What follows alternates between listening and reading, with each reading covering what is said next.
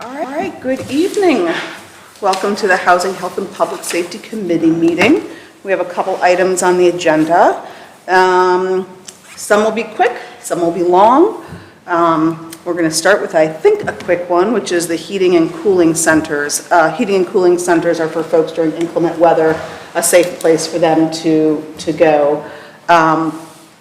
When this was first brought up, I reached out to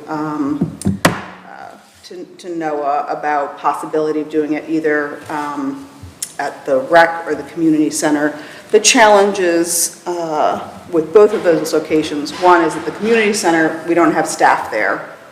And the issue with the rec center is that is sort of a paid service that people, that's not so much a community center as it is people have memberships there, and that wasn't quite feeling right. I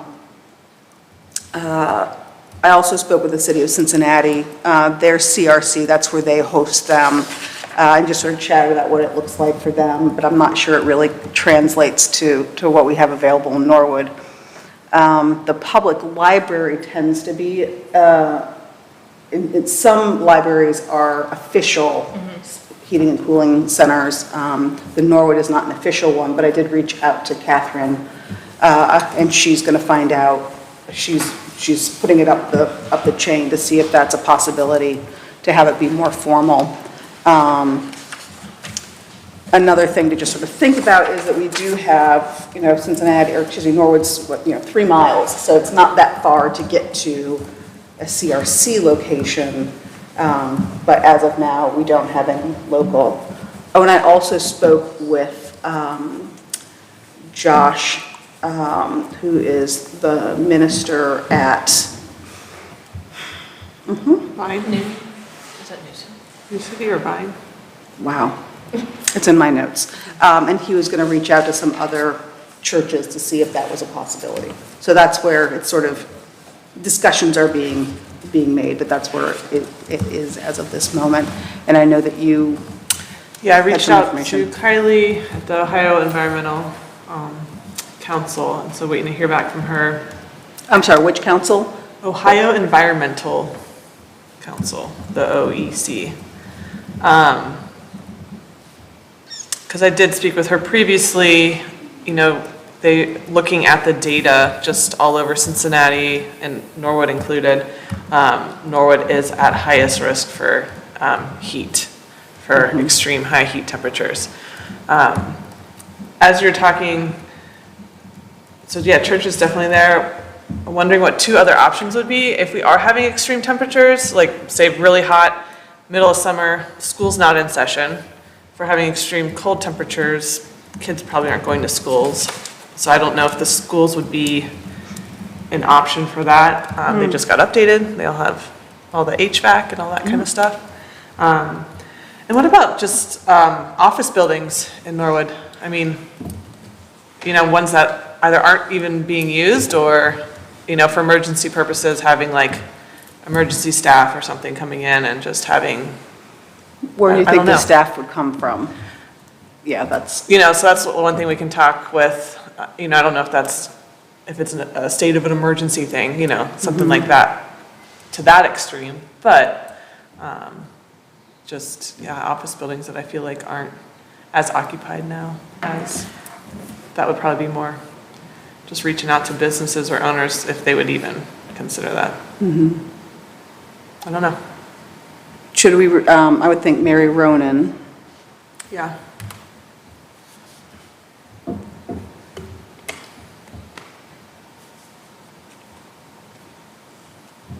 I can reach out to her. Okay, so we'll just keep looking around and seeing what there is. Yep. Okay. Coyotes. That's you.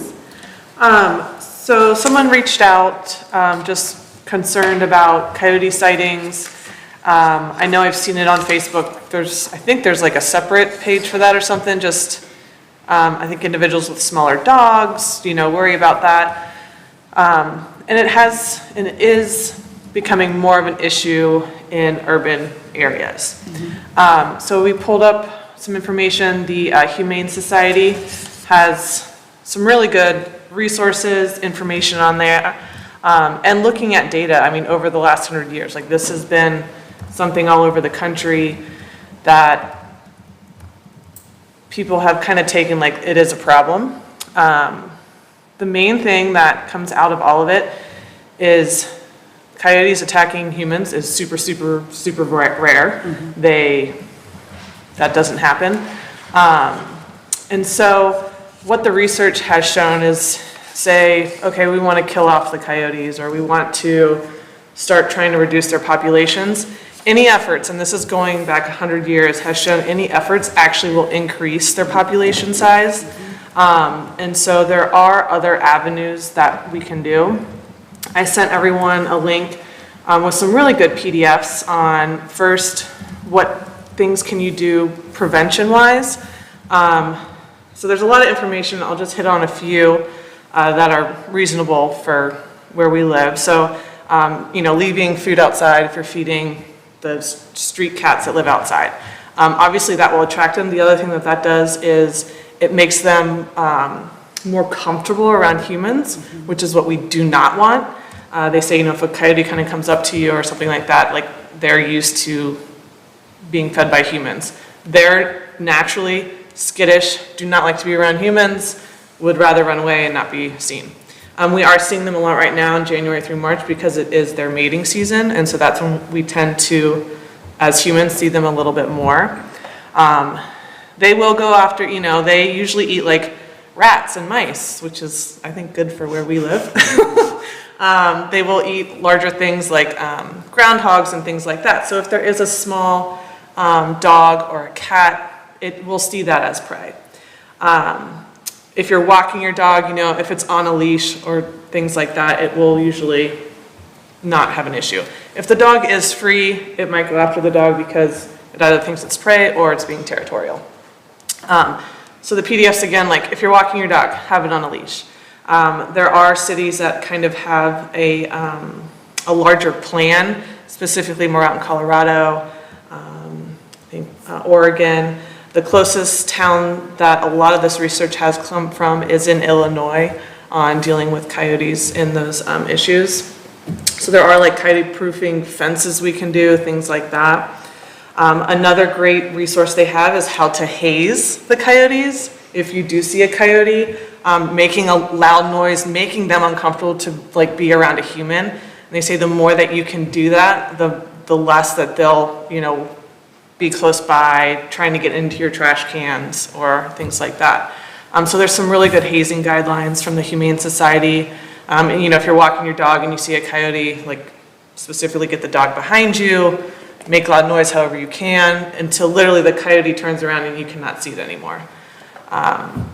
They do have a larger kind of a management plan, and again, it's in that link. It's 20 some odd pages on just specific like education resources that cities can do to really make sure, that they're going to be here. They're here. But there are things that we can do to make sure that they are not comfortable being around us, that they are not being fed by us, things like that.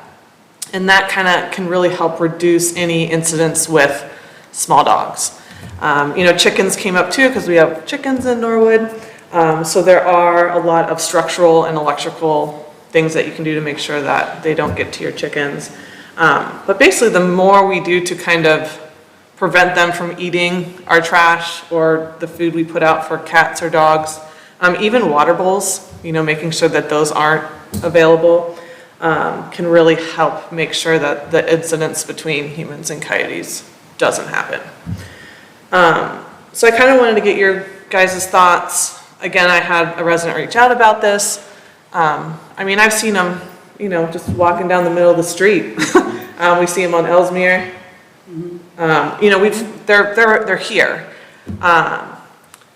So I'm a big advocate of prevention, getting before something happens, maybe like working on the education.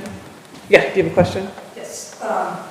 So the I appreciate the research that you've done into this, and it sounds like there are some tips you found. Is there a way that that article could be put on the city's webpage so that we can all kind of see it and it's there? Yeah, so that's what, I definitely want, like, the 2 PDFs on just prevention and, I think the hazing too. I wanted to post up on the, city website if we can, you know, push it out on social media. I was gonna put it out there too, just to, I mean, it's very simple, front and back, things that we can do.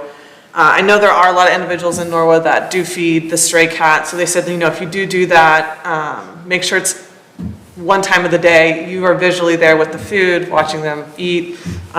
There's these like cat structures you can also build to make sure the cat can get away if a coyote does come in. So there's, again, a lot of resources on this. So I was yeah, just going to say about the feral cats, because we do have a really robust trap, neuter, release program in Norwood, which is phenomenal. So the more we can do to reduce the feral cat population, the better. Yeah. And coyotes tend to feed mostly dawn and twilight. They're those times of days when they're most active.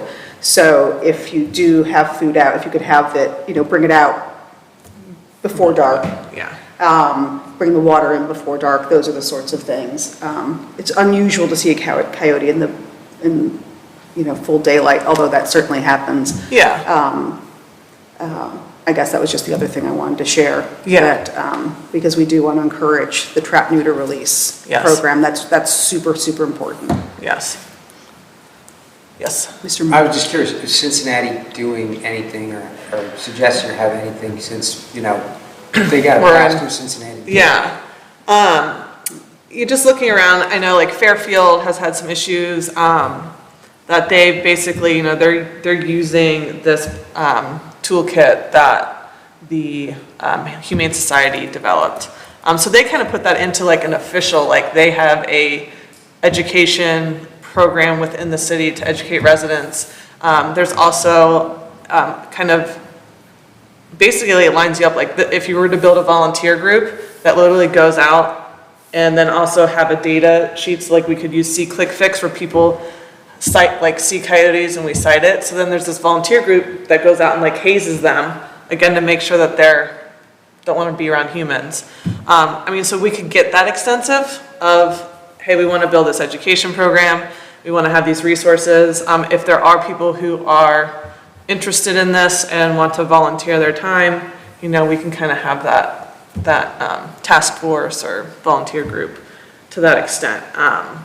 But yeah, and you know, Hamilton County, everywhere that I've looked, they basically say, hey, the Humane Society has built this. If you want to utilize it, utilize it. Mr. Powers was telling me that beavers were a big problem in Sharonville, and they can get pretty aggressive. Beavers. So they were, or groundhog, no, beavers, yeah, because of the creeks and stuff. Huh. Yeah, yeah. So, what are your guys' thoughts? Like, do we want, I mean, again, they have this great toolkit. I mean, they have the sheets to collect the data. They have like how to build the volunteer team. Is this something that, you know, I definitely want to put the PDFs out there. I think that's the easiest thing to do. Here are the resources. Here's the information. But how in depth do we want to take this kind of on a city level on that education front? Could we have anyone do a presentation at city council, maybe? Or I did maybe like email a the town local- hall type of thing? Yeah, that's what I was wondering, like we Yeah. could do, and maybe specifically around, Because like, I didn't know about hazing them. yeah, I know that for like black bears, because I know to be bear aware. Yeah. But I didn't know about coyotes. Which is a dangerous problem we have in Norwood. Well, for my hiking purposes in other states, I have to be bear aware, so. I didn't know Yeah. you could clap at coyotes as well as Yeah. black bears. Oh, and they say to like, I mean, if you go for what, like have a empty aluminum can with like coins in it and just stuff like that. But I mean, is techniques, you know, reading through it, it's like you have to be very strategic with the hazing to make sure it actually works. So again, the Humane Society, they have this great toolkit. I did put a email out to our local Humane Society just to see if they have anybody that, all right, there's already a presentation made, they can come out and do this. I think it would be most beneficial either like during this time, or they say the pup season is in the fall.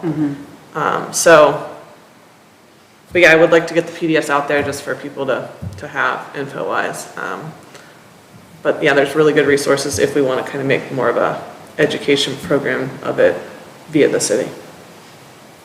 I can envision like a corollary to the lost pets of Norwood with, coyote sightings and people that like see this, oh, it's over there, let me grab my can of pennies and go out and, Yeah. Well, I think, That might be Totally. that might be the most logical solution, unfortunately. I might be wrong, I think Nordstrom has like a specific Yeah. post where you're supposed to They put they coyote. tag on Yeah. that post. And they do that. And so, if we do want to collect that data, and so they have, there are specific descriptors you use when you have a coyote sighting, if there was like an incident, or if there was, or was it provoked, was it not? But to collect that data, so those red flags can go up of like, okay, we know there's coyotes here, and we're starting to get a lot of hits of people seeing them, of them going to trash, or them like coming up to humans, which you don't want, so. Would C-Click Fix be, not, and I don't think enough people use it yet. Yeah. I think it's getting better. Actually, I'd love to get the numbers on that, but I'm wondering, there's that garbage, Yeah, Other. dead animal, yeah. Maybe we could have a coyote Yeah. flag, but then where would that, I know, that's what I always think of that, but then that's been the issue with everything else is like, who is it assigned to? right, And that historical data, like, can we just pull that up and be Right. like, Clerk of council. Assign it to Joe. that's what happens, you don't come, Jim. so yeah, I did think of the C-Click Fix, I just, again, being able to organize that data and have it, so, okay, like, we're having a lot of sightings in this area, we know specifically where they are. Is, yeah, kind of where most things have, the gray zone happens. I think doing a presentation would be a good idea. Right now is the mating season, so right now they're more active. I would say there's not more of them this year than there were last year. Certainly there are more than there were 20 years ago, but we're seeing a lot more of them. Yeah, they're coming, yeah, they're. And yeah, Watson Way is like a highway, and it was before, but now it's, now it's a paved highway. I've seen them a couple times on there, walking my dogs. Really? And I've seen again, them walking down Spencer. oh yeah, Just, they walk down the middle of the street like they own it. yeah, yeah. So, again, going back, like, killing them off, all that kind of stuff, like, Doesn't they work. just, their It's- litters get larger, they, so it's basically learning how to coexist. Do you think it'd be good, what type of outreach would be best? If we had a presentation at, like, a committee meeting, or if we just, like, had, hey, we're having a meeting at the community center, we're doing this presentation just kind of on the weekend where people can come, or what do you think would be hit the most?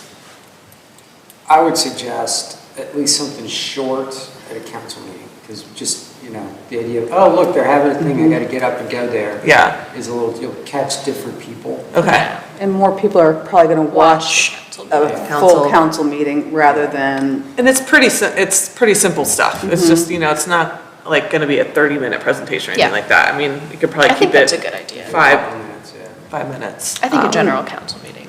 and I Okay. also really like the idea of having something postable for the city. I'll send those PDFs to Rachel maybe and see, or, I would send it to Noah Noah. and ask, and I don't know if they need to be reworked a little bit to have them, take that information and just pull out the bullet points. yeah, Because really, it's just sort of, don't leave food out overnight. Don't leave water out overnight. If you have an indoor-outdoor cat, I would encourage you to have it be an indoor cat, or at least not outdoor at night. If you have a small dog, watch them when they go out at night. Like, you know what I mean? Like, there's Yeah. some pretty yeah, bullet straightforward, pointy things we could put on a just one, and on then the a big ones. Canva thing. maybe have one other page, just the hazing. Being loud. Okay.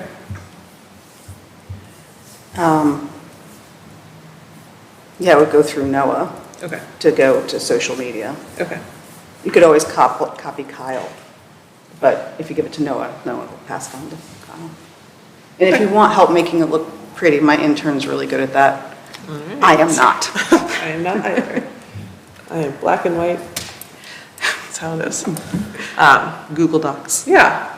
Okay, so, and then the link to the, because again, there's more extensive information if you do want to make your backyard coyote proof.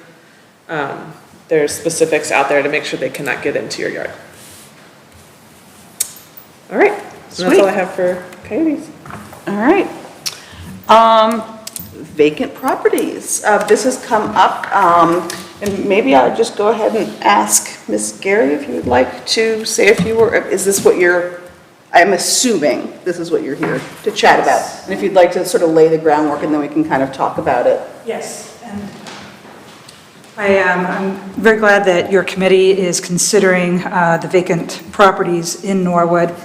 This, what happened was, some of you might know, a couple of months ago, I became very frustrated because there's a house that is, I can see it out of our living room window, and it was just sitting vacant.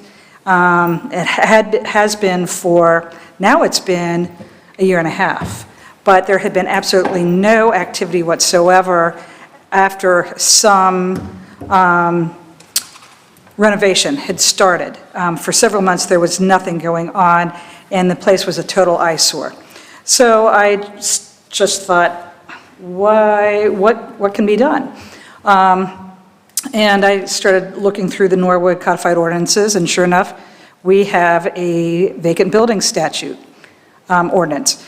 Well, it's not being enforced. Right now, you're supposed to have register, you're supposed to pay a fee for each year. None of that's happening. And then I thought, and then I was reading through the ordinance, and it was passed in, I believe it's 2010. I wasn't law director, Mr. Moore wasn't law director. So, but there are some things I think that definitely need to be changed in the ordinance. And I really think that it's in the city's best interest to start enforcing it. We have, I don't know, many, maybe over 100 properties in altogether in the whole city, and they're in all 4 wards where there are either residences or buildings that are vacant, and they remain vacant year after year after year. And other cities do something about it. What do? They have ordinances where they actually enforce a fee. And why is there a fee? I was looking at, I think that Hamilton, Ohio has a really strong vacant building ordinance, vacant residence and commercial buildings ordinance with a registration form that's online. But they go through it, different things in it, and their ordinance, and they say that the National Fire Protection Association statistics indicate more than 10 civilians die and 6,000 firefighters are injured each year operating in nearly 31,000 fires in vacant and abandoned buildings. And I know that the city of Hamilton takes this very seriously. There was a firefighter in the 1970s who became paralyzed as a result of having to go fight a fire in a vacant building. And so it's done to protect the fire department, the residents, and also it becomes an eyesore. You know, you spent, I have no idea how many meetings talking about nuisance property, but you're not doing anything about these properties that are just sitting. And it's a way that the city could start getting more economic growth, development in our city. You know, a building isn't supposed to be an asset that you just hold on to and do nothing. sure, an owner can pay taxes, but if it's vacant, they can't just say, well, I'm speculating, I'm just going to sit on this and wait a few years, do nothing, and see if I can maybe sell it. I've been told by the building department that, for instance, with the old Perry and Derrick building, that the reason, and as well as with, what do you call it, where Factory 52 is, the plane card factory, that because those were, they were for sale, and so nothing could happen. Well, that's crazy. Hamilton gives 1 year, and it still increases then after a year. There are different things. I talked with Mr. Powers about this, and he said, well, what about, for instance, if you have a situation where you have a resident who is in a nursing home? Okay, that's something where you can petition and ask for an exemption. You know, if grandma thinks that she's going to be coming home within a year, but if it's more than that, a house is just sitting vacant, and they need to, abide by the various building code requirements. So I just really think that our ordinance needs to be completely revamped, and it's really for our best interest. Look at the property at the corner of Clenny and Montgomery Road. It used to be was it a Wonder Bakery? It was some type of bakery. resale. And then it was bought, and then it operated for a while, a long time, I'm sure. Then it sat vacant for a few years. It was purchased. Someone started changing the exterior, gutted the interior, and it sits. And it sits. And it's a joke. I mean, I can't tell you how many people have said to me, what's happening with that? That looks horrible. And, Norwood doesn't do anything. Well, it's true, Norwood doesn't do anything about something like that. A property should be able to be remodeled, rehabbed, whatever you want to call it, within a year. You can have a vacant house, and you want to make changes, you should be able to do it in a year. And if you can't, then you could go before a board and say, I need extra time, and here's my plan. And that's what Hamilton has, is every year you have to have a plan too, for keeping your property in decent shape. So I just would really encourage you to delve into this, because we have too many properties that are just vacant and it becomes blighted. So, Thank you. you're welcome. Well, let's chat for a bit, and you might have something else Okay. you want to add. I've done a little bit of looking into this. I was more prepared a month ago when we were going to meet about it, so I need a refresh. But I have looked at Middletown, Gulf Manor, Deer Park, as well as the Norwood one.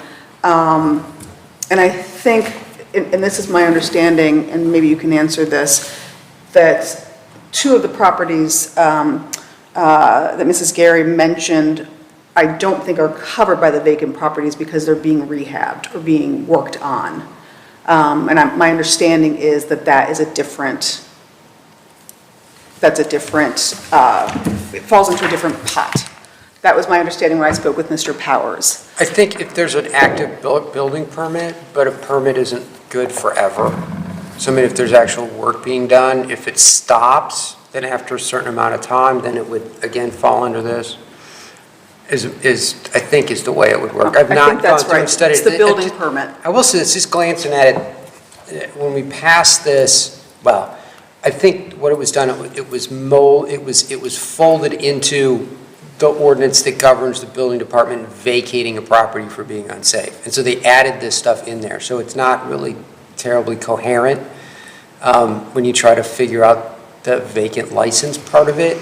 But it could definitely be reworked. I can just share some of the challenges that I've heard, that doesn't mean that we shouldn't address it, but some of the challenges that I've heard. One is that sometimes we don't know when a property is vacant.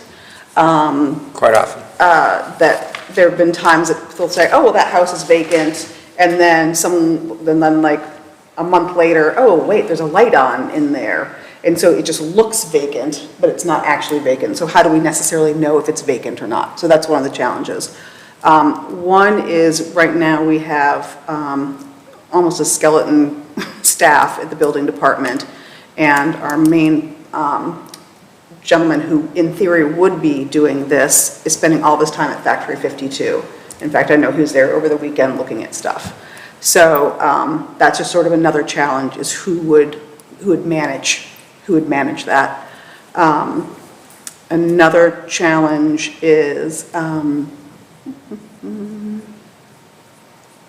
on, I had another one. Oh, and this is more of a question, is the concern that the property is vacant, or is the concern that the property is in disrepair? In which case, it doesn't matter that it's vacant, it matters that the porch is falling down, or that there's a broken window, or the back door is not sealed shut, that those could fall under another, like the nuisance property ordinance perhaps, or other building code issues. So do we need it, does it matter if it's vacant or not? Is that the problem, that it's vacant, or is the problem that it's an eyesore? And if it's an eyesore, we already have ordinances to deal with that. Some of them are both. But when this was amended in 2010, the idea was we have properties that are sitting vacant. We need to provide some kind of an incentive for people to get off their butts. If you want to pay the whatever is $1,000 this year and let it set another year, okay. But it's as time goes on, that adds to the cost of not doing anything with it. And that's what the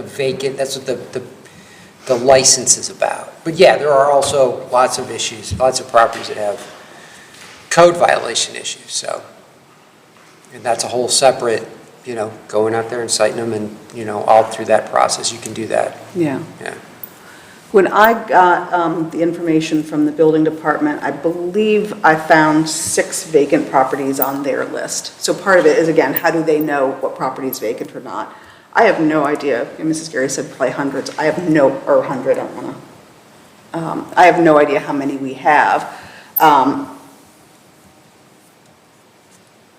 in 2010, this was, my understanding is this was a real response to the housing crisis, when people were just sort of walking away from their homes. It was partly that, and it was partly just, it's not a new issue that there's absentee, they don't care, it's empty, it's not, or I'm going to keep it, and when the market gets better. Now, of course, the market is better, and a lot of those have been sold.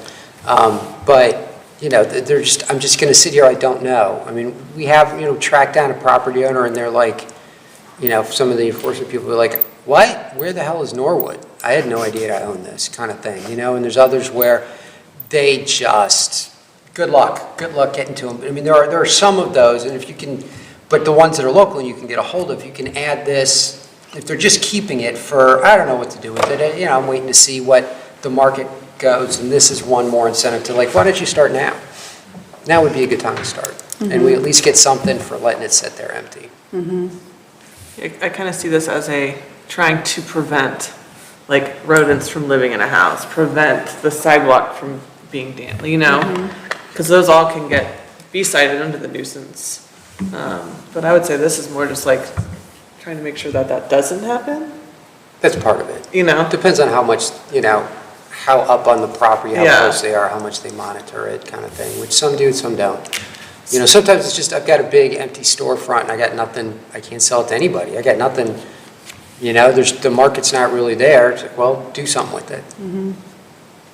Well, and I mean, if the owner's responsive, so I'm wondering, like, if is it possible to rewrite this so, like, okay, it is vacant, but the owner's been responsive and communicating with the city, and like, this is what they're doing just for current maintenance. It says in one section that they can apply for a 2-year waiver if they're working on the property of the fees. I think Sorry, there's I a just per- saw it. Yeah. They're supposed to come to city council, right, and request it. You know, and if you're actively marketing a property, it's hard to say, so, oh, you're gonna Yeah. have to pay a fine because you couldn't sell it fast Yeah. enough, Yeah. you know? And I would say, like, what you mentioned, Susan, is that enforcement. What was the date that it became vacant? And how do we prove that? And how do we enforce it? Is it possible to rewrite this so it is a lot more clear and just saying, okay, this is how we are going to monitor that and then enforce? So how would we monitor? Yeah, How would we know? that's- I mean, people could Well- report. I mean, the building inspector would have to. That's a whole separate issue. It's like you're supposed to have a building code or building permit for a lot of things, but it's figuring out when somebody's doing the work and, you know. So that's a whole separate issue, as far as figuring out which properties and enforcing them. But there's a lot that are pretty obvious. You know, some of them tend to be pretty obvious. There was the furniture, well, where Ray Hamilton is now, that was one that was just empty forever. I mean, Perry and Derrick is a whole different thing. I mean, the owner of that for years was a fugitive from justice. We're never going to get them to do anything. But before that, the owner kind of sat on it for a while and didn't really do anything with it. And so, and the same thing with playing card. It was What about just, the you bingo know, hall? I What? saw the bingo hall. I saw a for sale sign on it tonight. That's kind of exciting. Yeah, that's been empty That's for a long been- time. I mean, but yeah, I mean, Hamilton's got a much better, I mean, I've just skimmed through it. I haven't had a chance to really study it. I haven't really studied ours. But a lot of that language seems cleaner. So that's definitely, if you want to rework it, that's definitely a place to start. Well, and having, and, you know, I'm going back to the building department, like, we don't have a lot of manpower there, right? Yeah.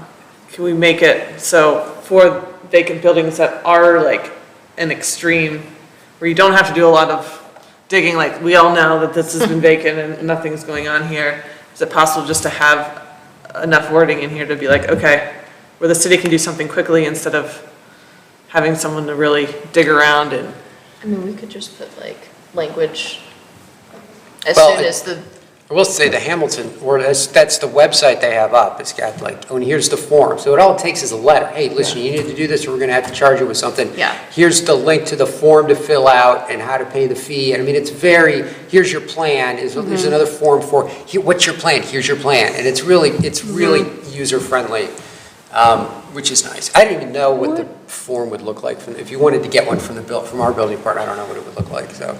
I'm sorry, but real quick, would a vacant building have turned off their water? A lot of them, yes, sometimes. So that If it's big might enough, be they a should. flag, If it's right? big enough, the water should be kept on for the sprinkler system. But, you know, That would be nice. that doesn't always happen either. That's a So whole the water separate. so the Department water might- department might have a list. Well, I don't know if they'd have a they list, could but probably- they'd say, oh, so-and-so turned off their water. Oh, you want them to like alert the building department? Okay. No. Sorry, I didn't mean to yeah. have like And then- a tone. It's like, oh, I don't know. And that's a whole other thing, and then there's ones Yeah. where they haven't turned it off, but we're just doing estimated billing, and 5 years later, they come back and say, Oh, oops, we haven't done what? that. I don't owe you $10,000. Yeah, actually you do. You know, because they didn't have the water turned off, but nobody's been in there for 5 years, and so who knows, so. I mean, we could, these But that's fees one were way to for get to some. 2010, so we could increase them, I guess. It would be another I option. think the fees are pretty punitive. I thought the fees. I mean, I'm not I wealthy thought- enough I to own thought the vacant high- I properties. thought the fees were really high, and some ordinances, and for those watching at home, what are they? well, I think it's good they're high, like. It's you know, instead of- 900 for 1 year, for less than 1 year, That's 1,800 incentive for it for not to sit. 2 years. Yeah. Depends on the property, but yeah. Yeah, but like if they're coming in like, okay, I have a plan, then that to me is like an appeal, and like, okay, you're not a vacant property, you're in communication with the city, you're doing X, Y, and Z, where I think higher fees are good to prevent someone from just I mean, sitting money on does it, not talk, I doing feel like anything. with real estate investors. Yeah. Would be my counter to, I mean, they're high for me, don't get me wrong, but again, I don't own vacant properties. I don't have the abundance of cash I can't buy one property, so. I was just gonna, Gulf Manor, it has the same fees structure. Oh, really? But theirs is just cleaner. It just has, I feel like ours just has a lot. I mean, we could definitely shorten it. Well, take it out of this, take the license part of it out of that section of the code, which is more about how the building department deals with public nuisance property that should be vacated, nobody should be allowed to live there, which is a different thing altogether. So so it sounds like we want to move forward with improving this. We could just, yeah. I mean, you're a lawyer. So is Keith. We got a lot of lawyers. We do, there's 3. Yeah. We're almost evenly matched. That's true. With 50-50 lawyers, that's great. I mean, I only skimmed this like right before the meeting, I'll be honest, so I could definitely look this over this week. Scary. Sure, a couple of things I just want to say. First of all, as far as drafting something new, I'd be glad to work with your committee, work with Mr. Moore, work with Mr. Powers to help put something together. Yes, it does seem like it's punitive. The idea is to try to get this property, the longer a property sits, the more dangerous it can become. I mean, respectfully, it can, but it doesn't necessarily. But it also affects the quality of life, the property value of the other residents, and the property owners in general. I mean, you're not supposed to just buy something and just sit on it. I mean, I have a family member who has a 1964 and a half Mustang convertible that is inoperable, that's sitting in a garage, and he's just waiting for the right time to do some work to it. But he hasn't, and he keeps on thinking, it doesn't matter, because the longer I sit on this, the more valuable it'll become. And even if I don't go and fix it up, I can sell it for even more. That's different than real property that is in a community, in a city. We're not talking about living out in the sticks. If we lived in, if I lived out on a farm out in Adams County, you could have an empty house. It wouldn't affect anybody. But the quality of life, you want people to have a neighborhood. You want to have other people around. You want to be able to not have to have a whole bunch of abandoned places because you have a bank that's just sitting on them, or, some type of real estate investor who just wants to buy them and sit on them. That's going to affect the quality of our city. You go up and down Montgomery Road, and not just Montgomery Road, there are other streets too that are commercial in nature, the buildings, that are empty. How are we going to get people to come into Norwood? How are we going to get businesses to want to be here when the other businesses the storefronts are empty? You have to start enforcing the laws. And I guess as a resident, I was shocked to find on my own that we have these statutes or ordinances, and they're not being enforced by the building department. Did anybody inform council? Hey, we're just not going to do it? Why do you guys pass ordinances if the building department's just going to kind of pick and choose what it wants to do? I don't know. If you feel like if the building department is saying we don't have enough staff, then I would ask council. You're in charge of the finances, the purse strings for this city. The building department should have been coming to you saying, we can't do this. We have these ordinances, and we're not able to have inspections. We're not even requiring the payments anymore. Does council know about that? Did any of you? I don't think you did. Until this came up, until I looked at it. I don't know. It just seems like the building department should be funded, if that's the issue, at a higher amount, find money somewhere. You know, I'm sure you're saying, oh, that's nice, where are we going to find it? You look at the priorities of a city, the safety of a city is the most important thing. There are some things that are, streets are of course important. Recreation, I am very thrilled that we have more recreation going on in our city, but if given a choice, I would rather see less recreation and more building enforcement. Because I think in the long run, that would benefit the city. As a result, you'll have more of a tax base that would help us provide recreation and the other things that we want to do. But just the. Let's go ahead and, I feel like Yeah. we've heard. All right. Your concerns. And I feel like our plan is to start reworking it. I want to ask a couple things. So Sure. like the fees, you can always, that's easy enough to change. When we have a draft, we get Rebalance. to argue about what the fee, what that should be. And with the number of years and all The that. number of yeah. years, that kind of thing. But let me ask you this, what are the things that what are the exclusions? You don't have to pay a license if. You don't have to pay a fee if. Well, I mean, Well, I think we can just kind of make something up. and You kind of could. go There's for it. language. Right. I mean, there is if it's being actively worked on. I think it's a little challenging right now because we are still living in post-pandemic, even pandemic, where supply chain issues are very, very real.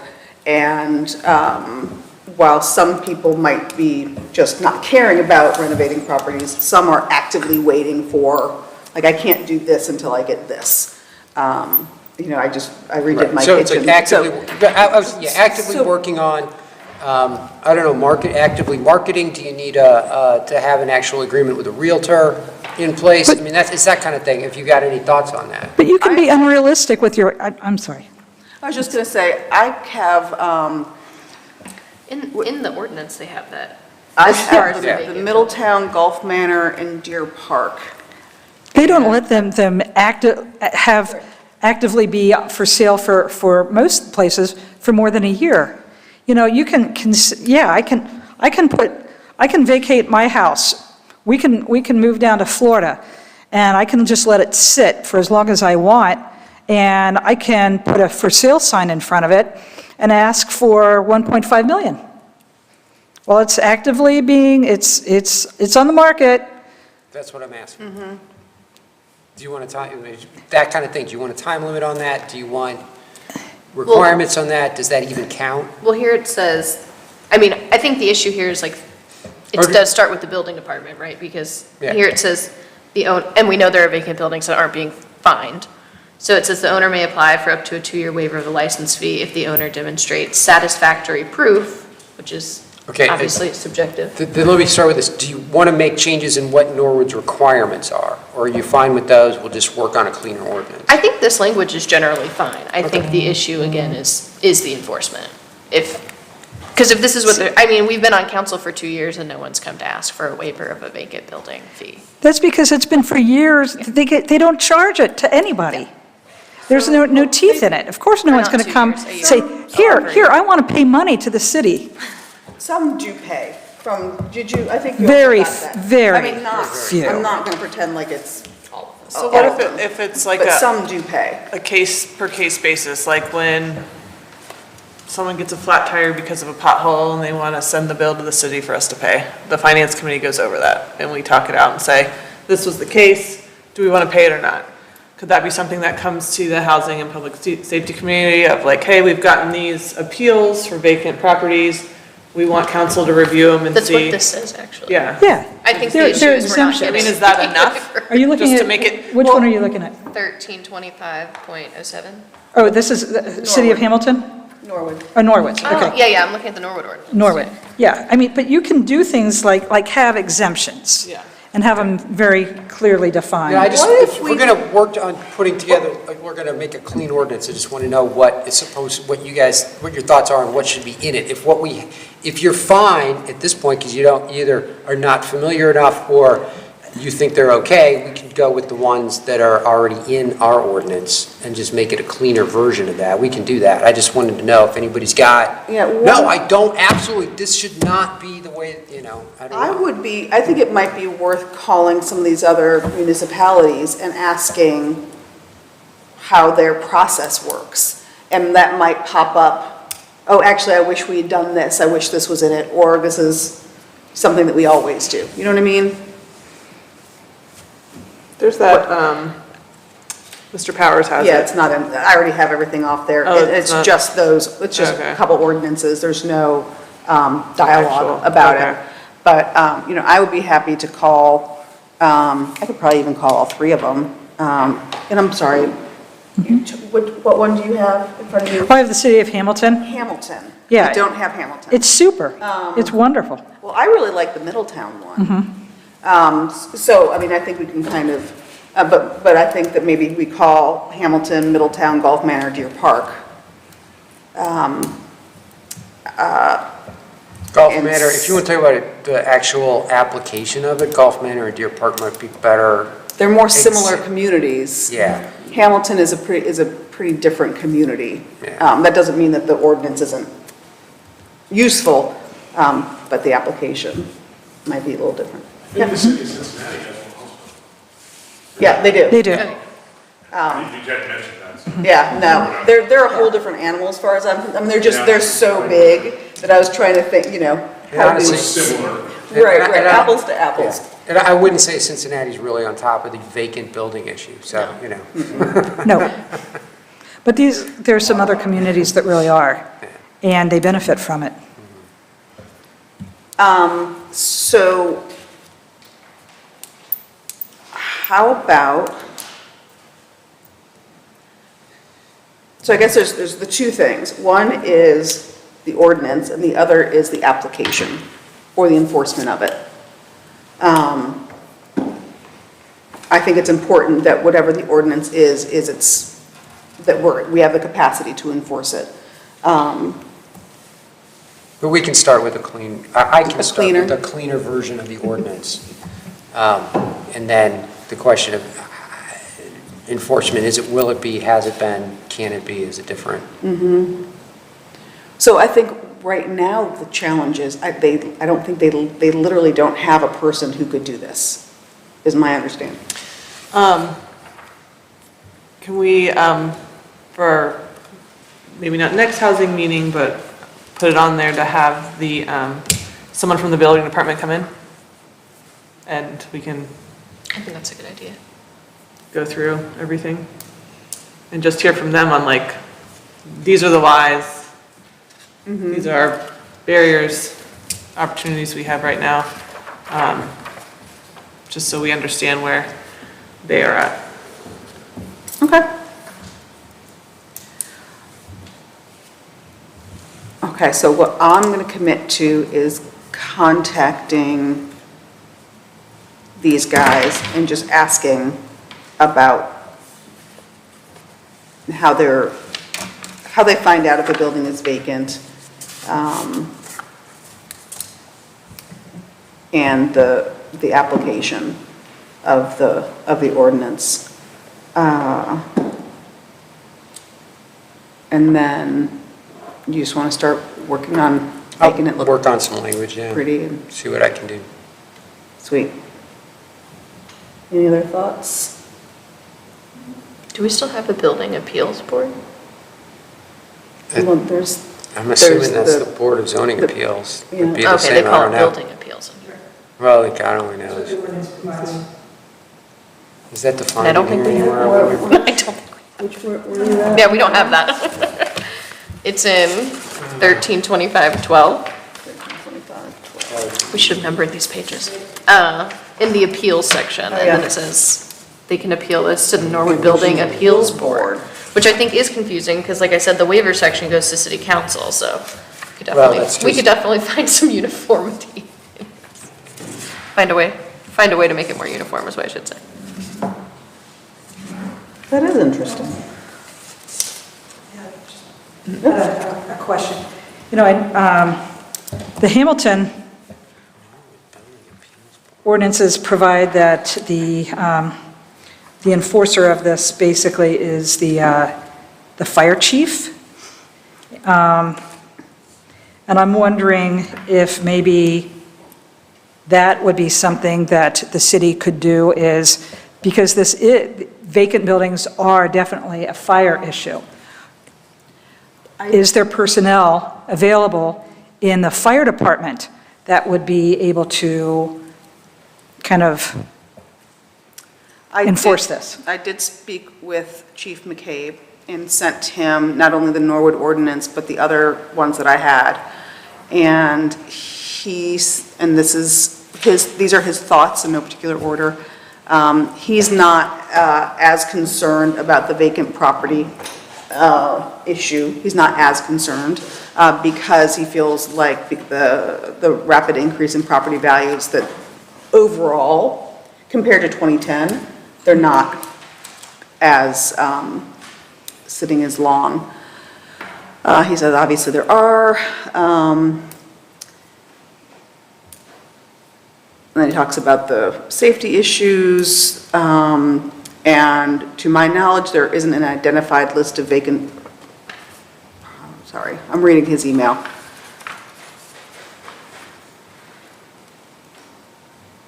Yeah, does the fire department have the same list of vacant properties so they know? No, they do not. He says the fire department maintains a hazardous building notice for staff that identifies any building that the fire department staff know that has critical or life safety hazard issues, which is like a hole in the roof, hoarding conditions, or access issues. Also the fee structure.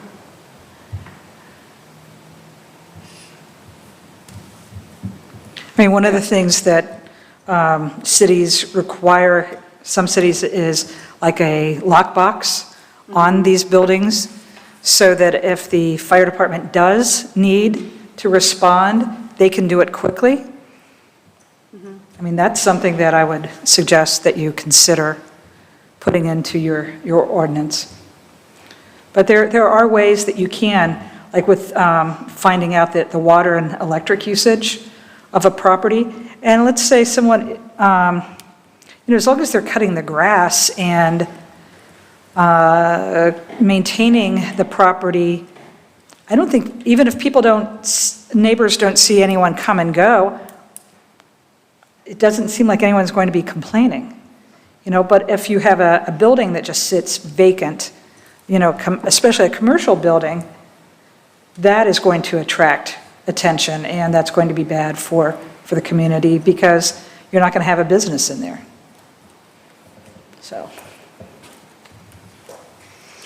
I should be able to get that back to you late next week, Keith, hopefully, if people answer. Okay. All right. Awesome. Oh, okay, so 130519, it's the BZA, is the Is that what they Norwood mean? Building Appeals Board of Building Appeals, yeah, which is required by code, so the BZA. Okay, that is what they mean. I don't remember a vacant property application when I was on the board, so. Okay, next discussion is about rental property registration. This was just a conversation, this sort of came up when Mr. Powers and I were talking about the vacant properties. We also started talking about the rental property registration, which is something that other communities do. The one that I have here, and I apologize, I did not print it out or email it to you. This is from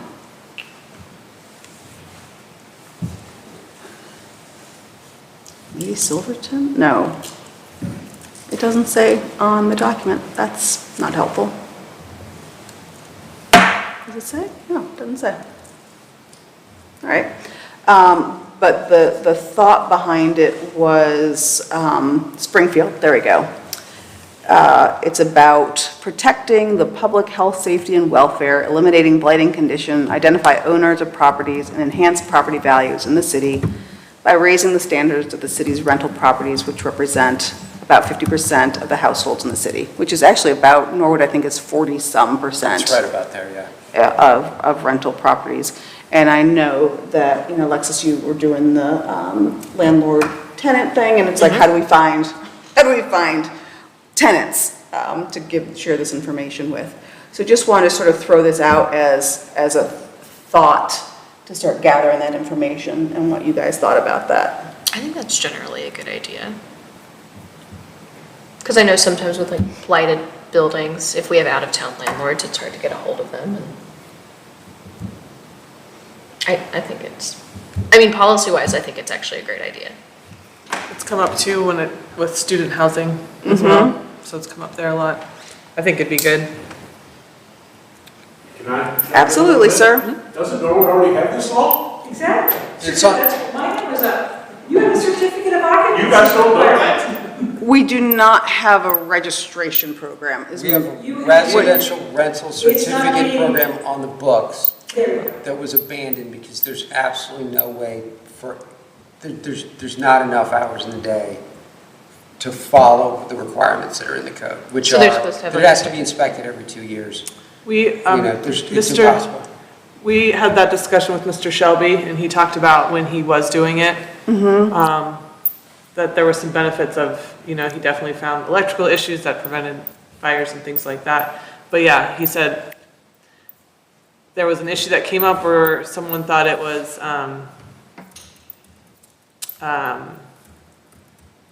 not legal. It was like crossing, That's what I had heard. yeah. Wait, so So The it came up as like, we could get sued, we could have gotten sued because because of doing it? yes. Oh, So I think that was what, and then after that, again, it was manpower hours and, The last time the issue came up, it was raised, was the building commissioner at the time wanted to raise the fees.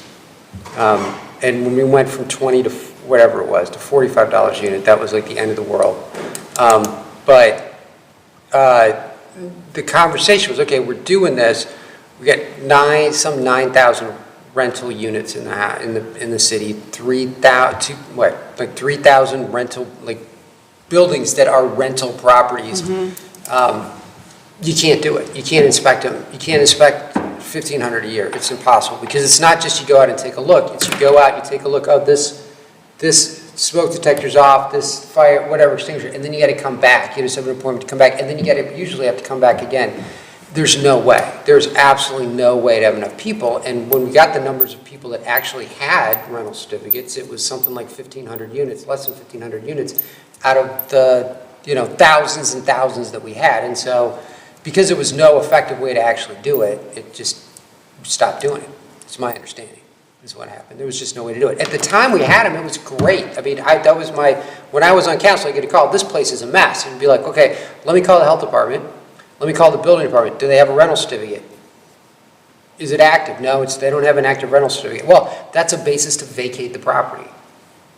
So it was a very effective thing if you can act for those properties that are actually accommodated within the program. And we made some changes to it so that, like, if you get your certificate, and then if you haven't had any building violations in the last 2 years, then you just pay the renewal fee and everything's good. You don't have to re-inspect.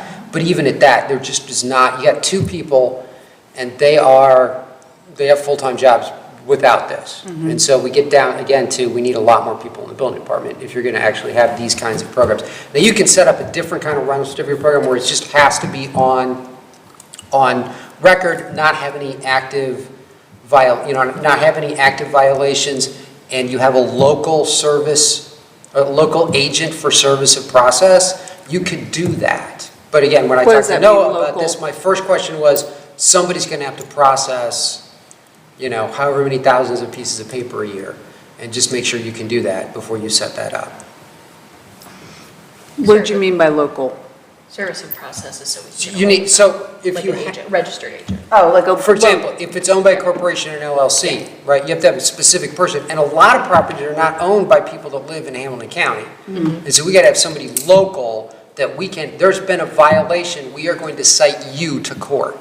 You know, or we are going to serve the notice on you instead of mailing it to the football player that lives in DC, which we've had, or the guy that's on the pool side at Vegas when Jesse finally tracked him down, you know? And he's like, Norwood, where the hell is that? I mean, you know, there's a lot of owners, and now we've got even more because we've got the big giant companies investing in rental property. They're buying up houses for cash. And so there's a boatload more of those kinds of things, let alone trying to track down banks and estates. That's a whole different issue, but, you know, when it goes into foreclosure.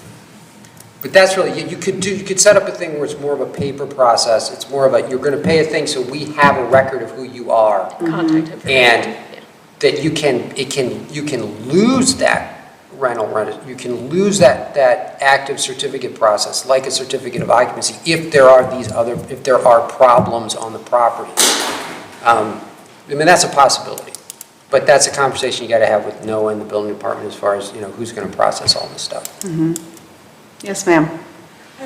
Question for Mr. Moore, if that's okay. Would it be possible, I understand that it would be hard to go out and inspect all of them. What about if the property owner is required to submit an affidavit? Actually, the one that I have in front of me is a self-evaluation, which I thought was interesting. But it would be great if it were under, you know, if they had to sign under penalty of law, you know, that, you know, it has the electrical, plumbing, you know, all the things that it's basically up to code. They're signing off on that. And a failure to sign off could be punishable.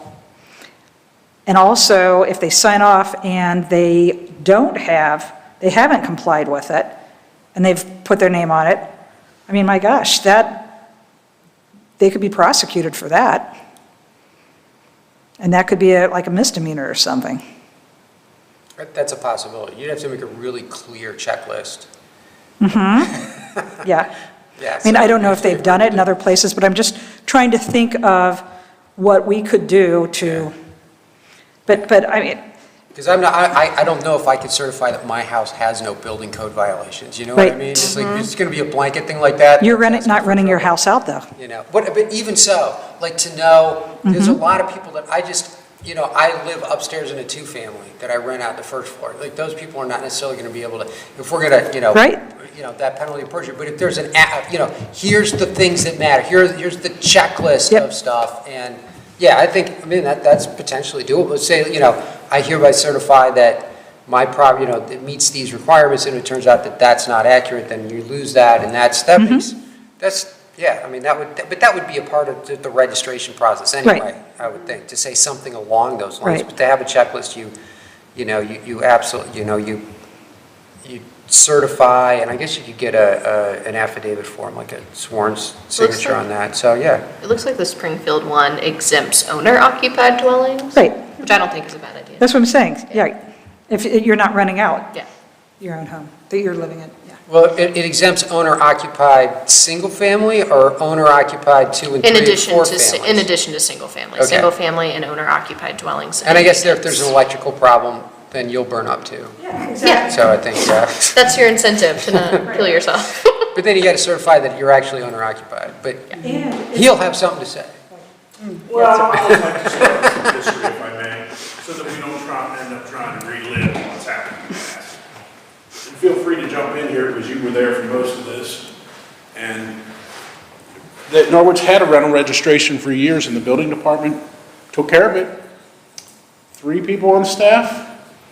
Now, I don't know what the percentage of people that, it was every 2 years, you paid a certain fee, it was reasonable, and they would come out and they would go to your building and make sure that there were no obvious violations, not go in every unit, but, you know, at least make sure your gutters weren't hanging off the building. As long as that all did, they passed, it was good with the 3 people they presently have on. Of course, they didn't have Factory 52, but some point, somebody came up with a plan that wanted to make a whole bunch of money. I think it was a side building department issue, because as you said, that we're going to go through every single unit at a cost of, I don't know how much it was going to be, $35, $45 per unit per year. Pretty big amount of money for bigger buildings. Every unit, every year, which is just, like you say, that would take a staff of 10 people. And then also they actually, the original one was to go through every vacant before it could be occupied. So naturally, if that starts to occur again, there's going to be a big battle to stop that, because but to register and to have a simple program that kind of keeps track of it, I didn't quite understand why after that didn't pass, that whole system, that big one they wanted to do, and it didn't pass, then it kind of, like you say, it kind of just died. Because they only hit, it was like maybe 25, 30%, and it was the same, but those were not the landlords we had issues with, because they were oh yeah, I'll fill out my form and send it in. That was the thing, it was, you know, all these others that weren't. And so what's the point of punishing the people that are taking care of their properties? Unless we're gonna cover everybody, you know, which is the point, then this is stupid. It's just punitive. Well, I get that, and I don't really have an answer, and that's why you guys struggle with so many of these things. This other deal sounds like a great deal too, but I'm not sure you have the people in the answer that's going to actually be workable. Because if I had a abandoned building, I wouldn't be on that. I'd find a way to stay off of this, but I don't have an abandoned building. But the other side, even if you can stay off the list, just the fact that we have a reason to bug you about your empty building, there's some value in that, you know? Fair enough. Oh, the city's gonna keep calling me until I do something, so, And you in know. 2010, when it was passed, it was needed because a lot of these banks. We're sitting on empty property. Oh, the banks, Not okay. that simple, but they were just flooded with houses that were given back to them, they didn't even know what they owned. Yeah. You know? Which of course sadly, a lot of people lost their homes, so. Maybe we can add that when the building department comes in, have that conversation with them. Because I'm thinking again, like the affidavit, or just something simple, like you just need to register, so that when So at there least we is. have at least a list. Yes, Rather and then than if there is an issue, we're like, okay, you know, It's not just I'm citing you and wait for you to do something about it. If you don't take care of this, we're not just gonna, you know, bug you and then take you to court. We're gonna pull your rental certificate and we might vacate the building. yeah, so instead of like, I mean. Which could potentially be more work for the law department, maybe, right? Because I would much rather work on that kind of thing than a lot of the stupid stuff we have to do. You'll prioritize it, is what I I'm am more than hearing. happy to prosecute somebody who is just taking it, who's just playing the system. I as don't have a being an problem with that. absentee. Well, then maybe how could you adapt the law that you already have, just to put more teeth into it to people that don't come in and register? I'm wondering if it's, I mean, I don't know, more teeth or better teeth? I'm just glancing at the certificate of occupancy. Does it require you to put like contact information and where to serve a business? I don't think it does. I did it in 1988, Right. so I can't remember. He doesn't know, yeah. Right, I don't think, I mean, just glancing at it, it seems like it's more of a building inspector certificate, like an inspection certificate, not necessarily a, we can contact you if you're That's- letting your property. You're looking at the certificate of occupancy, Yeah. which is when somebody first moves in, that says this property Right, is that's what- now I think that's what he was capable referencing. to be in. Yeah. So like you open a bit, I've rehabbed the business and now before I've rehabbed the house, now I get a certificate of occupancy, now That's people what can move I'm, in. yeah, and I Yeah, think that's what you're very referencing, different. No, right? I'm talking about what he is. Oh, is there another thing? He had to, I don't even see it in the every building. year, Okay. every 2 years, he had to, you know, write it, send a thing in and write a check. And I mean, it was I just, don't remember what was on the floor. honestly, it was hard enough to send reminders, oh, your thing is up in 30 days, you need to send in to get, you know, 3,000, you know, to get 1,000 of those out the door was hard, you know what I mean? And people who owned rental property groused about it.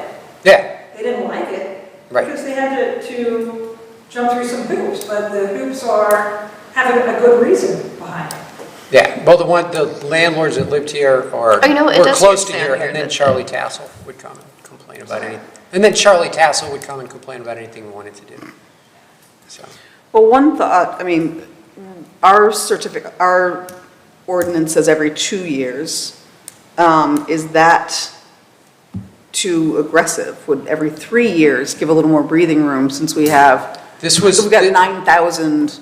This version is actually relaxed from what was on the books when I first came in, which was a full inspection of every unit. Yeah. Every year? Right. Every year, yeah, well, yeah, it was every year. Every year. I mean, that's We a thought, oh, full-time we won't do that, job. we'll put an incentive in so that they will, not want to have code violations. There's no code violations, just walk around the outside. That I did early when I was in, my first couple of years on council. I thought it was every time there was a new tenant coming in, they had to. That was in there too, yeah.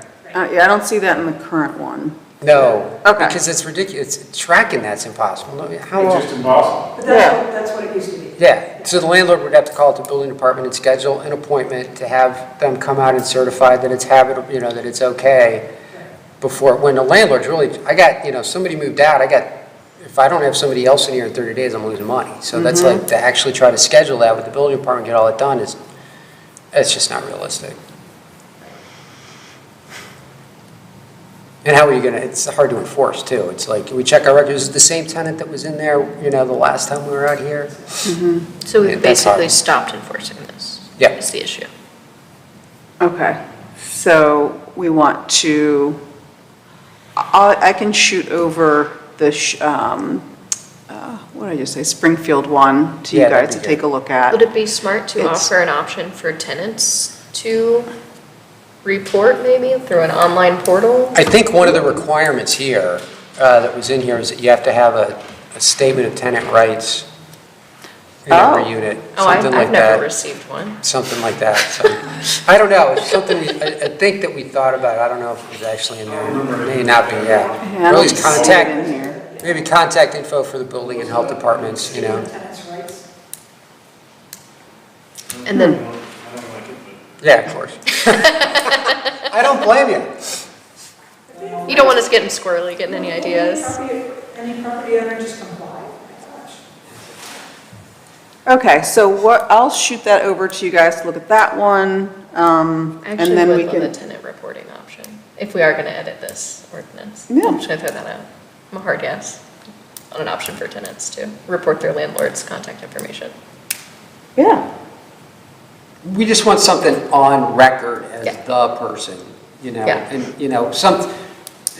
if it was, most landlords had the tenants do the water bills and, handle the water, and so we don't even have a record there, we just have the water, the tenants address. That makes it hard. If it's just an LLC with a PO box, it's almost impossible to track somebody down, especially if the person they've got listed is up in Cuyahoga and then doesn't live here anymore because they moved out of state or whatever, Yeah. so. And I can't tell on here if PO boxes are allowed in It the says it's Norwood not. one. It says Okay, it's not right, yeah. Post office box or similar location may not be used for legal just so mailings. long. Why are? It's section A in 133108. But you have another- 133108? Why is it so long? Because lawyers wrote it. Oh, well, We may not be Amen. doing it, we may not be making anything better, but the trees are nervous. so there's a lot of words. You got a lot of We words love here. words. I like words too, but this is, So you've got the Springfield you're going to send me? and- yes, sir, I will send that to And you. Vicki, I don't know, if do you have another sample or something, if anybody does? Yeah. Okay, yeah. All right, I'll invite the building department to our next one. We'll be discussing the vacant and the rental. Can I ask, is there a way for you guys to meet during the day? And that would make it, it'd be Oh, for the easier to building get, permit? I can. like, all of the building, like, you might get, But you I might can get all take some three personal inspectors from the photos. building department here, and Mike Skelly, might be easier to get them all here, Okay. if it's during, because they're at work anyway, kind of thing. Could we go ahead and pick a time now for a daytime meeting? It's just a positive, you might want to No, I check, think check that's- with them first. but Oh, that's yeah. something Oh, good that- point. Check with them first. Okay, That definitely makes it easier for city staff. yeah. Okay, I'm on it. There's people that don't work all day and night. Is that an option? What hour work are you Well, they're on? union and hourly, so, 16. Yeah. Oh, No, I hear you're- you there. No, that's good. You're a mom with young kids, I shouldn't ask you how long you've been working. She never stops working. Yeah. Okay, and then this should be quick, maybe, hopefully, Xavier relationship. Spring is in the air, there's a little uptick in the parties and the noise. I'm working on a little, happy reminder, it's spring. We have a 24-hour noise, or it's not noise ordinance, it's a disturbing the peace ordinance. 50 feet. 50 feet from the property, we should not be able to hear your music.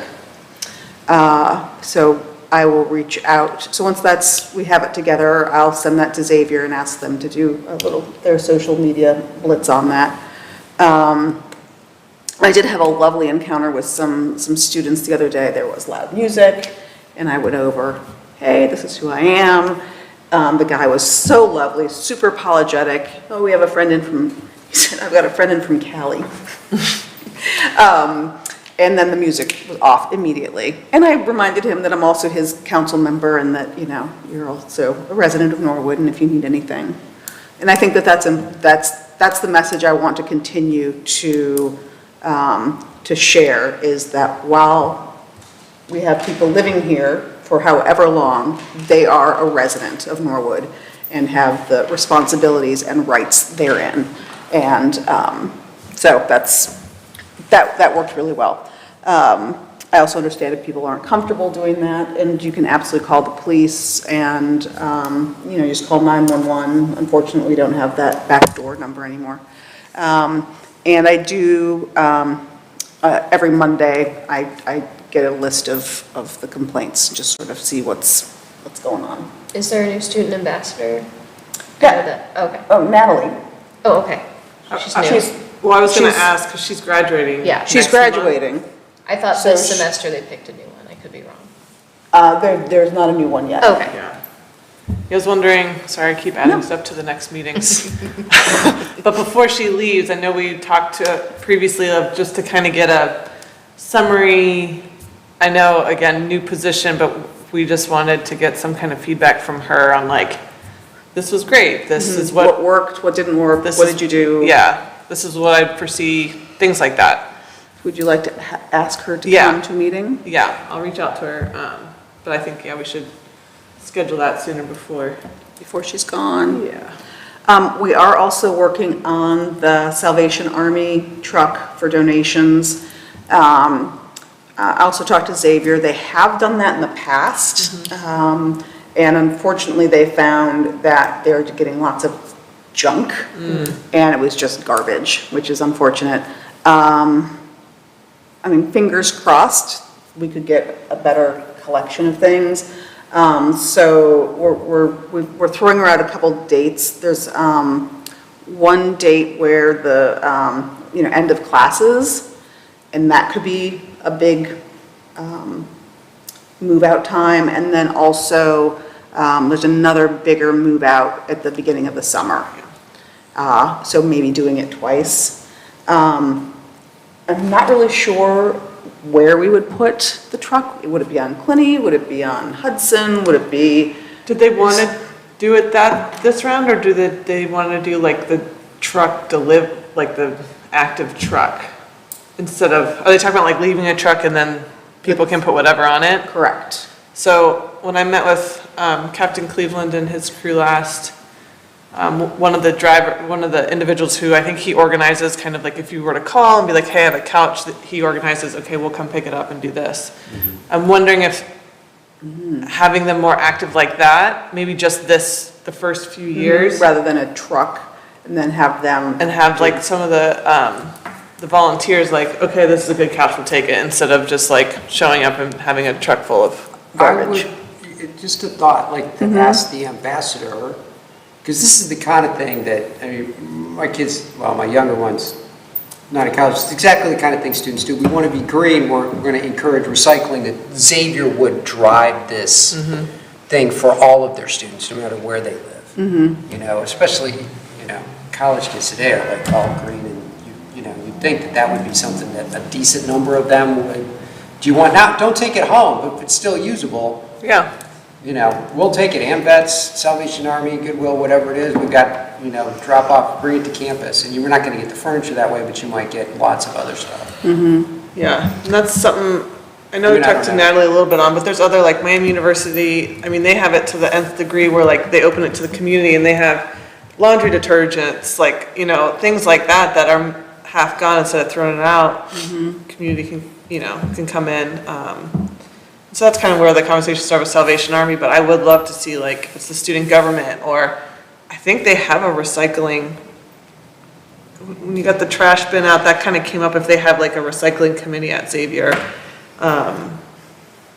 I would love to see a program like that, just where, yeah, they take the initiative, this is what we're doing, the city's happy to communicate, you know, what's coming out from that, but, because a lot of the trash that I do see is like tons and tons of like household detergents or plastic hangers, you know, or binders, that it's just like, that's still usable, but it's in a heap on the street.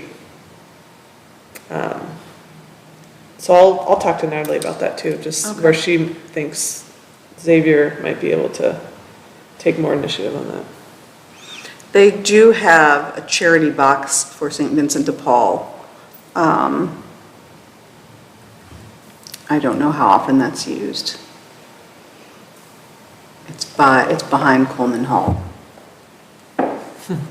But I don't know about a recycling group or a Yeah. sustainability group. I would think too, Xavier, they could definitely, to all the students, whether in Norwood or not, on, you know, the AMVETS furniture kind of pickup stuff. All those groups love that stuff. So Found it. I totally lied. They do. They'll come anywhere. Xavier Student Sustainability. Yeah. What is it, sorry? Xavier Student Sustainability. Okay. There you go. XXS. Follow us on Instagram. Okay. Well, I'll try and reach out to them then And too. we have, they're chairs, there's people with names. Yeah. With weekly board meetings? Yeah. That's what I'm saying, somebody there's Yeah. already doing Yeah. that, doing something like this, you know? It's a college campus. Sweet. All right, I'll reach out to them. But yeah, that was when I met with Captain Cleveland. They It was mentioned more of the pickup than the, there's a call the phone number. Because they're like, if you call us and schedule, we'll have 2 guys come out with the truck and like literally we'll take it out of the house. Yeah. my understanding was that was only for like bigger stuff, not I have a lamp. Yeah, it is. Yeah. And so that's, I don't know if we want to start there. So there aren't couches on the curb or whatever, but I'll ask the sustainability group maybe if they do drop off a truck, hey, can you guys monitor this? Can you? I did look into getting a dumpster. Holy cow, those are expensive. I was hoping that Rumpke would, I think that they just are aware that on those days, it's going to be an ugly day, and that's how they just manage it. Mike, the Rumpke guy, I've literally seen him like sweeping Clenny. Oh, yeah, Poor guy. yeah. All right, so yeah, the sustainability group and Xavier, see what we can do there. Just had a question, while you're talking about Xavier. I know I've talked to this committee about this before, but I'd like to request that you talk to the law director about whether or not beer pong tables can be prohibited. We've talked about that ad nauseum, but we did have a thought. Oh, About including it in the reaching- lease clauses, But the but city that could, also requires us to be able to reach out to landlords. and the city could ban, I mean, the city does not allow upholstered furniture on Porches. outside. Porches, but outside of a home. I don't know why, then, if that's the case, why can't we be specific and say beer pong tables are not permitted in the city of Norwood, period? And it doesn't matter if you're playing beer pong along Clenny or if you're out over in Ward 4 or 3, you know, up on Indian Mound playing beer pong on a table outside, play inside. Play your beer pong inside, but not outside. Why could the city not, and why wouldn't the city do that? You ban upholstered furniture from the entire city because aesthetically, it looks ugly. Well, that could also be like a health issue. Huh? I said that could also be a health issue. I mean, you don't want moldy furniture on front lawns. The tables, I mean, I think the issue is then we get into defining what a beer pong table is, which that could just, any table, this could be a beer pong table with my. They're not going to play with it that small. I've played beer pong on smaller And, tables. and you can, and if they're playing, if they're actively playing, it's a beer pong table. Do you want to, I mean, are we going to ban it in backyards as well? Ban it. Yeah. I feel like we're why getting not? like the tiny town in Footloose We with that, haven't honestly. found any cities that have been successful in doing that, and we've looked across, Have they been sued? they haven't been able, like, it's, And I don't want to ban people who, what if you only have green space in your, there are rental buildings in Ward 1 where the only green space is the front yard. So if we ban tables in general, they don't have green space to, if they want to sit outside They at want to have a tea tables. party, for example. A birthday party. I mean, I've seen people having birthday parties on the front I know, yards. that you've said that, right. Right, I just, frankly, I don't want to pass anything I wouldn't want to pass any resolution for beer pong tables or So- tables in front yards. So it would have to be, someone would have to complain about it, right, and I don't, yeah. I mean, if they're underage kids drinking in a front yard, I mean, they're not supposed to be doing that either. And leaving their beer cans and leaving their. And that's a their, health department problem? Their solo cups. That's a It's health already department. legal. Yeah. I know, but they're doing it as a result of Well, the beer pong tables. I don't know. I don't want to penalize the whole city for a few college students littering, essentially. I don't know how to draft it. Don't know how to draft something like that? I don't know how you would draft it to exclude what you don't want and include what you do. I really have no tables in the front yard. Well, Yeah, I mean, but that's for how long? I can't set up a lemonade stand, you Right. know what I mean? It's like, I don't know how to draft that unless you're gonna say, okay, no drinking games in the front yard. Which I don't think that's fair to adults. That would be hard to do, and again, but- there are, you know what I mean, no drinking games would be, yeah, that's, you could, I guess, do that. I don't know how to define because you play it, it's like playing quarters, I got a table, I can play, you know what I mean? It doesn't have to be anything in particular, you can come up with a way to come up with a drinking game you can play on it. I mean, are you allowed to drink That beer and is play hard. cornhole at that level? Like, I don't love the thought of legislating people's tables specifically in yards. So can we talk about reaching out to the landlords? I mean, we Which was can. Which is my suggestion, Yeah. is that we ask because I think, I spoke Are we to- offering legal advice though then? Wasn't that part of the issue? I'm not an attorney. It's a request. Ethically, I'm not supposed to. I have no malpractice insurance. I don't know if it's legal advice. I mean, and that's a question. Could we, as a committee, say, we would love it if you could add this to your lease? What is it you're adding? Like language barring them from playing That's beer the pong thing. in the That's- front and yard. that's- I don't know how to draft that one. No, I'm not asking you to draft it. I'm asking a landlord. Could a landlord put it in I mean, you their can- lease? Because I think most landlords don't want it because it tears up their front yard and it looks Right. like crap. I think most landlords would be happy to have that not be a thing. well, they would put it in the lease if the litter and the noise ordinances were Enforced. enforced in the city of Norwood, but they're And not. then the nuisance Yeah, would kick in. so, that's the problem. Yeah. So, So we could, I mean, it's also, I mean, Mr. Shelby was out for a while with surgery. So I'm wondering if we could reach out and find out how that has been, because do we track that? How many complaints have there been about, this address? That they might then reach the threshold for the nuisance. it's 2 instances in 6 months. Right. So, but is the health department and/or the building department sharing that information for it to go to the next step? I believe Mr. Powers said he was going to work on that, but we've already said all the things Mr. Powers is working on tonight, so I don't know if it's front of mind, And right now, it's honestly. also our HR. Yeah. So, I think that was the agreement, like it was like 1 or 2 hours a week, he said we could allot to making sure that information was tracked cohesively. But that was, when we passed it, so I don't know where that is now. we could follow up with him next time too, I guess, on tracking nuisance-related phone calls. Well, that's part of the nuisance ordinance. Right, Yeah. But back to asking the landlords, are you guys feeling like that's not, okay, Alexis is saying no-go. She's I am doing not it. supposed She's to not doing offer legal advice with no malpractice. I mean, I could, but I'd rather not. it. Is with it no legal malpractice. advice? Legal language in You it. could, if you put language, you could say, we'd like to ask you to put provisions in your leases Yeah. that would prohibit, would not allow your tenants to engage in drinking games in the front, in the front yard, or something like, whatever it is you want Is to that cover. legal advice? Yeah, that's not legal advice.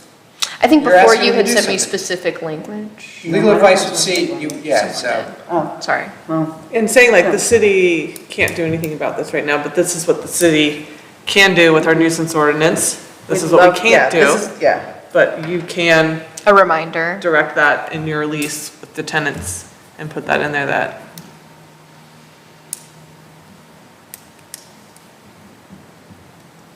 who could make those, who could make those calls? Because again, that's another thing, that's another, and we don't, I mean, we know a couple Xavier landlords, and I think we could hit a couple that would hit a lot of properties.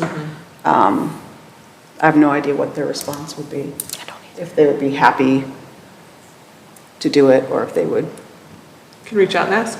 yeah. They might be happy to put it in, I don't know if Yeah. it's gonna go, if it means it's If gonna it- mean anything, Yeah. The leases I had were, some of them were like 15 pages long, they made everything I did a violation, but nobody cared until I messed something up, it was just kind of ammo when the time came, so.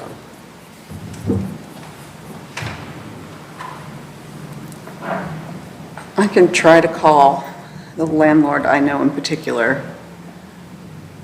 I'm running out of hours in the day, but I can try to do that. When would they tend to be signing new leases? Like, Last my couple. son already signed his lease for next year, They've been trying the last couple months, yeah. They'd like to get it lined up for next fall. so we might have missed the, For a lot of them, yeah, not all of them.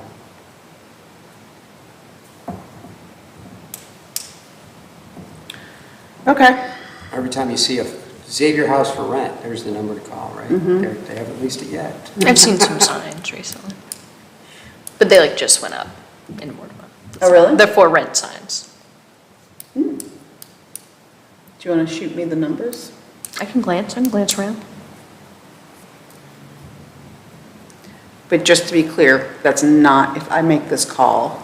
If you call and those say, hey, can calls- you put something in your leases that won't allow your tenants to play beer pong? In the front yard. Ever, anywhere. In No the beer basement, pong. which is where it's supposed to happen. And call Kroger, see if you can stop selling things. There's a table that's outside at the end of your street, I'm pretty sure. Like at the end of Carter. I said there's a beer pong table at the end of Carter. I've never seen them play beer pong. I haven't either, I But just it's see the been out there table for a and I year, haven't yeah. seen litter. Well, and it's beer die now, Yeah, first of all. yeah. Oh. I didn't want to Beer correct die. you. What is that? It's, you throw it in the air, it's basically get drunker faster. You're throwing dice into beer? No, you throw something in the air and then you like run around the table. Yeah. So you're correcting me, but you don't know the rules of this new game? No. Just kidding. Over 50. I played a game like that when I was a kid. Drinking wasn't involved, but you throw it and you gotta run around before whatever it is lands. I remember something Yeah. like that. I'm We're getting unfamiliar. exercise. I don't know. I'm too old for that nonsense. Okay. I got a to-do list. Everyone has a to-do list. Are we good? Sure. Do we want to schedule, Were we gonna reach out to the building department? and no, I was see? thinking our next one that's going to talk about the other stuff. on the Yeah, I agenda. have Okay. the lead, Yeah, we Oh, yeah, the list. education and abatement, which I have Mr. Zimmerman coming to that, because we're also going to talk about lead pipes in Norwood. Dr. Newman said he can attend as long as it's in the evening, which I believe works for all of us. The health department for Norwood doesn't really have anything, they just contract out to Hamilton County, which that's Dr. Newman, so he'll be coming for that. We also have the TIF Yeah. thing is still in our committee. And What's the TIF thing? we are going to have an explanation about TIFs to look at any Oh. ways we could leverage that for housing. When is the TIF meeting? Is that open to That's- public? It would be that, we're talking about that, as that's a thing that's in the committee. Do we want to do 2 weeks out from now? Like the week of the 17th? I could do the 19th and the 17th. I could do, Oh, you know what, actually, I'm sorry, I'm out of town the 19th, I take that back. I could do the 17th. I could do the 17th, not the 20th. We can do 17th? 17th? At 6? Does 6 work for folks? That's Yeah. fine. Okay, and let's figure out, because I have, let me tell you everything on my list, because that's too much for one meeting. But we've got the TIF, we've got, we were talking about the housing workshop. Oh, it's like, oh, yeah. Let's see, coyotes. The lead and TIF. So what would you want to do at the next meeting? Do you want to do the lead? I think lead and TIF would be good. Or, can you do TIF? I have to reach out to the TIF folks. Oh, I think we could touch on this again, the vacant property statute. Would that be enough time for you, Keith? But we wouldn't have met with the other folks yet. Oh, that's right. We're gonna be- I forgot. That's Sorry. okay. I was like, we can rewrite it at that time. Okay, Forgot. just Forgot wanna that was do- part of the plan. Lead and TIF at the next meeting,